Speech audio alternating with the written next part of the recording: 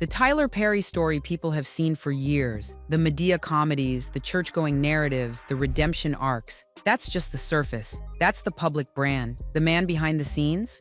What Jaguar Wright is saying now, backed by lawsuits and names, is that Tyler's empire didn't just run on scripts and goodwill.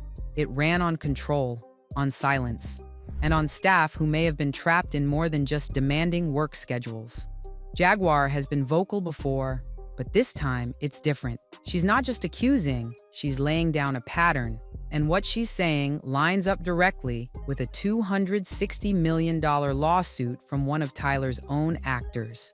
The timelines match. The behavior is consistent. The tone has changed because this isn't one woman speaking out alone anymore. There are receipts, screenshots, voice notes, people from inside the Perry camp.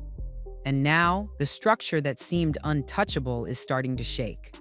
Jaguar claims Tyler has been misrepresenting himself from the start, not just in terms of his sexuality or personal lifestyle, but in how he treats people under his payroll, especially young Black men. She says the environment around his productions isn't just toxic, it's predatory, that he uses his position as a gatekeeper in Black Hollywood to lure, manipulate, and isolate those who work for him.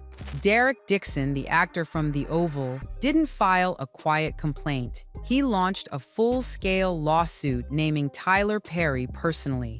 According to the documents, Tyler allegedly manipulated him with promises of career success, late-night text messages, and escalating behavior that crossed lines, physically and psychologically. Derek says when he didn't respond the way Tyler wanted, things turned hostile. The lawsuit gets specific. No vague wording, no room for interpretation. It describes multiple instances where Tyler allegedly cornered Derek, made sexually charged comments, and at one point even entered the guest house where Derek was staying without permission. Derek says he was in underwear when it happened. He said he had to talk his way out of the moment just to get out safely. Jaguar says this is exactly the kind of story she's heard about for years. Stories that never made it to court because the victims were scared. Because Tyler wasn't just powerful, he had a whole ecosystem around him. Writers, producers, PR teams, even pastors, she says, who worked to protect his image and silence dissent. She points to how many of his shows revolve around themes of redemption and forgiveness, often wrapped in religious language. And she says that's part of the mask. The public narrative. Tyler built his empire appealing to the Black church crowd, selling out venues with gospel-themed plays and family-focused messages. But Jaguar says once the curtain closed, the tone changed. She names people. Bishop T.D. Jakes, for one, a man Tyler publicly supports and donates to. Jaguar calls him part of the cover, says he's another face used to protect the machine. That connection isn't casual, it's strategic.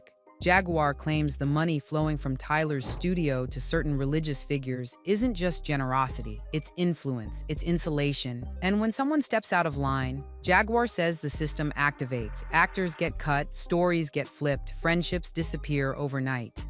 Christian Keys is another piece in this puzzle. Years ago, he posted a cryptic video about an unnamed Hollywood figure who tried to trade roles for sex. He didn't name Tyler, but the clues weren't subtle. He described being drunk, invited to a guest house, passed out, and waking up to someone climbing into bed with him. He pushed the man off. The man came back. Later, during what should have been a handshake, the same man allegedly tried to grab him again. Christian says he recorded conversations, that he has audio of the man offering him money to strip. He said the man openly talked about paying young Black men to be available whenever he needed. Christian didn't release the tapes. His brother told him not to, said once it was public, it would follow him for life. Christian backed off, but he didn't recant. And now, years later, the Derek Dixon lawsuit is bringing all of it back into the spotlight. Jaguar's not backing off. She says she saw Tyler at Diddy's parties, says she saw him in the company of men who looked barely legal. That's her phrase. Barely legal. She says those parties weren't just wild. They were organized, structured, controlled. She says Tyler wasn't just attending, he was participating, and that when she spoke out about it, she got blacklisted. She says Tyler told people not to work with her, that he made it clear anyone who associated with Jaguar Wright wouldn't be cast in his productions. It wasn't just silence, it was isolation. She lost connections, support dried up, and the industry, she says, bent around Tyler's preferences. That's where this story gets darker. Because what Jaguar is describing isn't just personal trauma or a toxic work environment. She's describing a system, one where power isn't just about money or visibility. It's about control. And in her version, the control isn't passive, it's enforced. Actors who get too close, she says, change. She mentions names, Lamb, Rucker, and says they weren't the same after working with Tyler. She doesn't accuse them. She just says the shift is noticeable, that people become quiet, less available, less real, that you can see it in their eyes. Not just fear, but fatigue.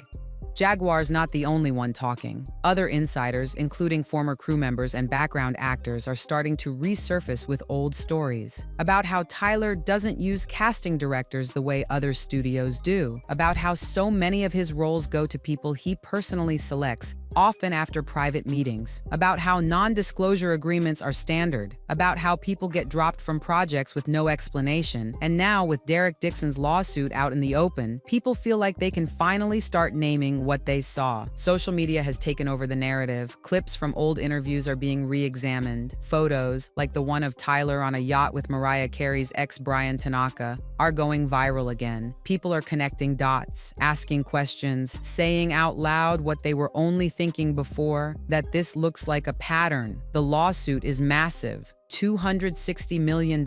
It's not a cash grab. The amount is calculated. It's based on emotional damages, loss of income, and future opportunity. Derek says Tyler promised him everything: lead roles, writing jobs, long-term security, and then ripped it away when he didn't play along. And it wasn't subtle.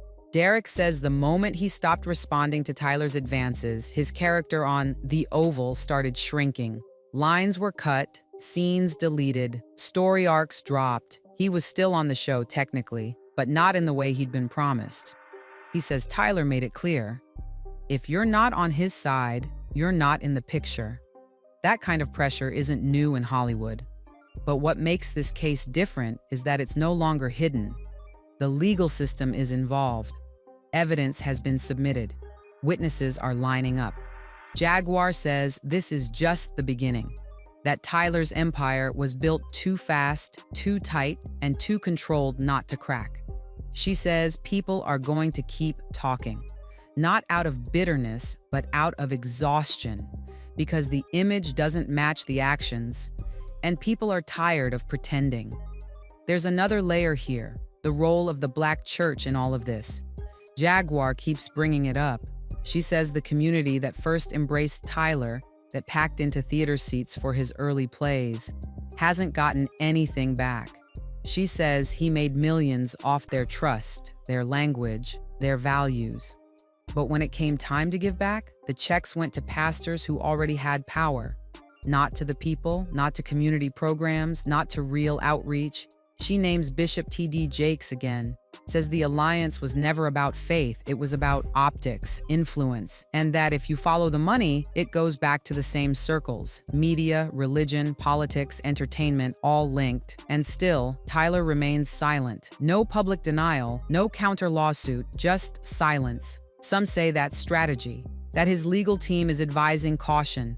Others say it's arrogance, that he believes his empire is too big to fall, that his reputation, after decades of public praise, can absorb this.